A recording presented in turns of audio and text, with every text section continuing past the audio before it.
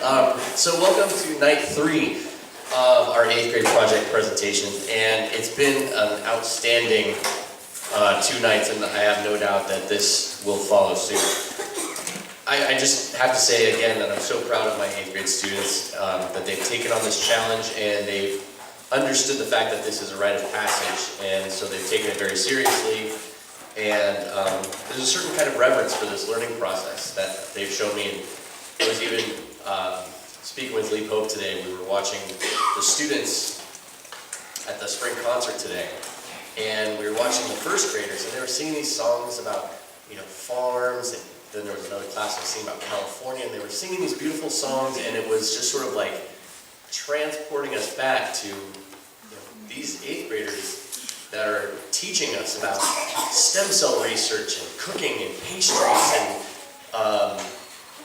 mice. Not that long ago, we're singing these very songs, and so it goes by really quickly, and yet it's been beautiful to see this kind of transformation take place, and that's really why we do what we do, and it's nothing short of amazing. So we're going to get this show on the road because we have 11 of these. We'll take a short intermission after the 5th presentation, and then we'll come back. And I'm sure you're going to be entertained and educated. So let's get started. I bring to you Miss Bailey Rankin.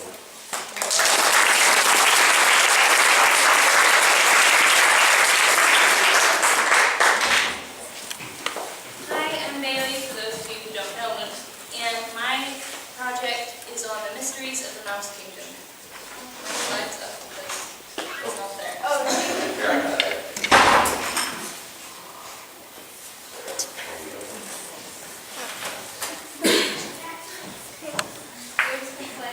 you just make it big and then you click through them with an arrow thing. So. You can use the arrow button. Yeah. So that way it's not up. Mice make fantastic pets. They're small, easy to care for, inexpensive, quiet. So why is it that few people actually think of them as pets? I've asked myself this question many times and found no logical answer. So I decided to set out to inform people about the wonderful nature of mice. Next, please. The first pet mice originated in China around 307 AD, but the mouse fancy didn't really take off until the 1700s in Japan. Later in Europe, especially in the UK, breeders began experimenting with different colors and patterns. In 1895, one of these breeders, a man by the name of Walter Maxey, now known as the father of the mouse fancy, helped form the National Mouse Club in England, which still remains a big part of the mouse fancy in England today. If you plan to get a pet mouse, there are a few questions that you need to ask yourself. How many mice do you want to get? Do you want males or females? Is there a safe, quiet place in your home where your pet will not be bothered by other pets or small children? If you're getting a pet mouse for your child, it is important to make sure that they're both old enough to care for it and responsible. Mice are not recommended as pets for small children. The next step is to set up a suitable home for your mouse. Oh, that's just a pet mouse, sorry, I forgot to tell you to change that. And then the next one. There are many cages that will do. The main thing to keep in mind is size and whether or not the mouse can escape from it easily. After all, mice are the Houdinis of the animal kingdom.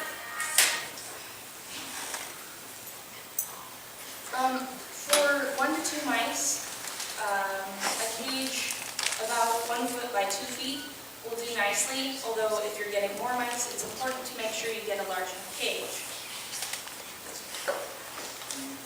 Wire cages work well as long as the space between the bars is 1/4 of an inch or less.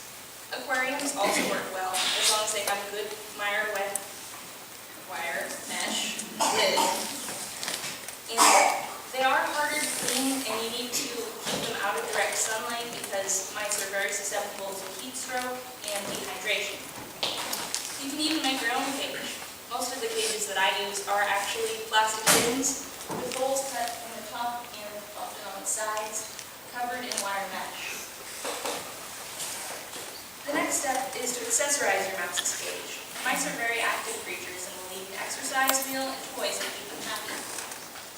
They also need a good food dish, one that won't tip over and is nice and sturdy, a water bottle, the type with the metal ball on the tip, and a nesting box.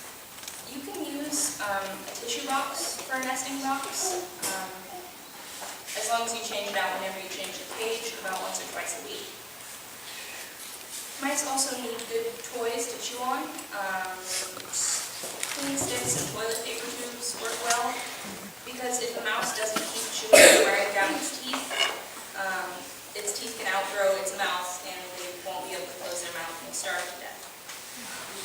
Mice also need a nutritious rodent food. I prefer the bulk kind since it has less fat and nuts and seeds.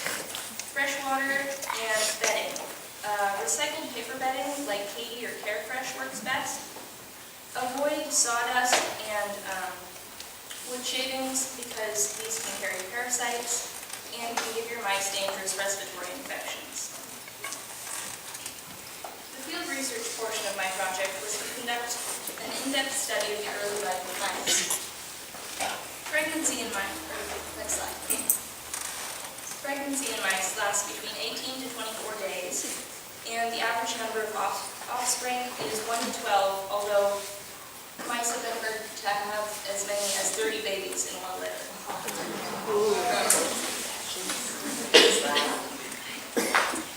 Newborn mice are often known as clinkies. They are small and they're born blind and hairless, little more than wrinkled pink blobs of skin, and unable to hear more than muffled snatches of sound. The skin of a clinky is so thin and translucent that you can see the plates of their skull, the veins in their toes, and when they are full, you can see the milk inside of their stomachs.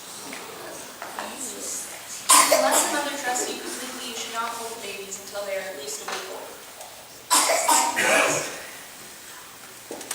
At about a week, the babies are often called fuzzies. Their ears open and a soft, sleek baby fur begins to grow. At 2 weeks, their eyes open, and at 3 weeks, they enter the hopper or flea stage. At this stage, the cubs will take wild hops and leaps about the cage on their strong flat legs. They also resemble tiny adult mice. You need to be very careful in handling them because they may jump right out of your hand and injure themselves. At 4 to 5 weeks, you can separate the mice. And at 8 weeks, they're considered adults, but they're only really full grown at 12 weeks. Next slide, please. That would be not quite a hopper, but on the verge of being one. There are many different varieties of mice that have grown and developed through the mouse fancy. There are 3 main fur types in mice: long-haired, short-haired, and Rex, or curly hair.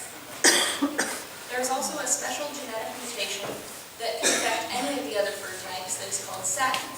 Like this long-haired gold satin baby here, it gives an especially sleek, gleaming sheen to the fur.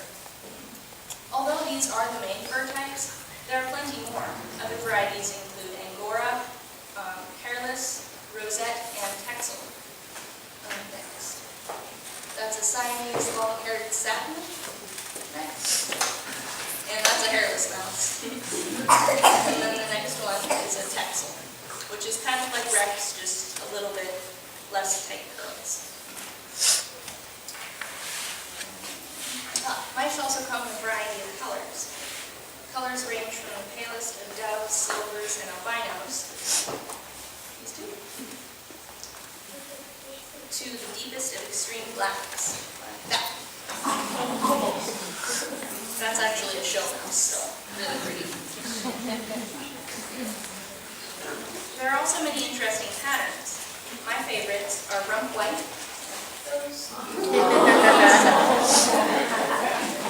variegated, and brindle. Most common or marked mice, as they are called, come in 2 colors, usually splashes of color over a white background. However, brindles and tans can have background colors other than white. Tans have a tan underbelly with a colored top coat, and brindles have dark tiger stripes over the blue background. There are even tricolor brindles like that one, which are brindles with splashes of white, and glow-in-the-dark mice. These are laboratory mice that have a special, they're genetically engineered to contain both human and glowing jellyfish DNA, which causes them to glow in the dark. As you can see, not all of the babies inherit the gene, but they're so good. These aren't mice that you find at your local pet store. Most mice that you will find at your local pet store will be albinos themselves, meaning all one color. If you do find a dark mouse, it will likely be a plain broken mouse. So that is those two. Which, despite being the most common variety, can be very lovely. If you happen to find one of the fancier varieties, count yourself lucky. If not, find a breeder in your area that sells good quality fancy mice. To begin my own studies, I went to the pet store and picked out 2 males and 2 females. I chose them both for temperament, the most important element when picking out a mouse, and physical appearance. These are 2 of my boys, Martin and Gong. Go to the next slide. That's Martin, and the next slide is Gong. I'll show you my girls later. By breeding a brindled male, Gong, with a gray variegated female I call Columbine, and a black self male called Martin, with Rose, a tricolored tiger brindle, I hope to come up with some interesting colors and patterns. However, I soon realized that this was not going to work out the way that I had planned. Because Gong was the dominant male, he produced a certain type of pheromone that inhibited Martin's ability to mate. Having no other solution, I put Rose and Columbine with Gong. Just when things were going smoothly, I hit another roadblock. Gong had successfully managed to impregnate Rose, and her stomach had swelled hugely. I waited anxiously for her litter to arrive, but the days passed, and so did her due date. There is a certain type of genetic defect that can show up in some breeds of mice that causes them to absorb the fetuses back into themselves. This can also happen if the babies are injured, infected, or even dead before they're born. And this is what I think happened to Rose. Both her and Columbine are pregnant with their litters, with more litters now. And I'm hoping it won't happen with their second litters. Switch to the next one. The gray one is Columbine, and the white one with little patches is Rose. You can see by her lumpy stomach that she is very pregnant. Yes. Mice are really, really friendly when you hold them. It doesn't actually take much to tame a mouse. Both of my boys are very, very tame. And when I reach my hand in, a lot of times I'll just be putting food in their dish and I'll immediately have a mouse crawling up my arm. See if they're not too nervous. Anybody? So, yeah, Martin's the one who tends to be most threatening. Yes. He's a total cutie.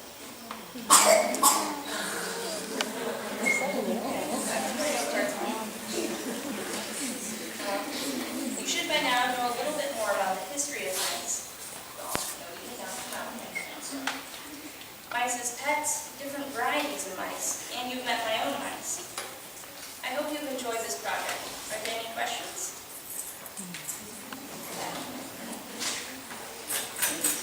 At what age did you become interested in Actually, my aunt gave me a mouse when I was 2, which I don't recommend for most children, but thankfully, it will. And ever since, I've really loved mice. Yes, Ms. Rose? I want to know what you're trying to do with babies. I'm still finding homes for all of them, but I don't have babies yet, so I don't know how many there will be, but I do have some. So you may not be jealous of Martin's having fun. But yeah, I'm still looking for homes for the babies.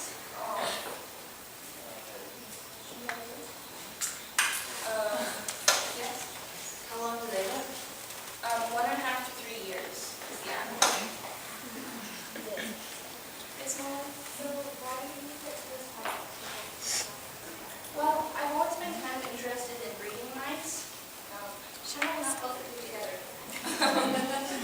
And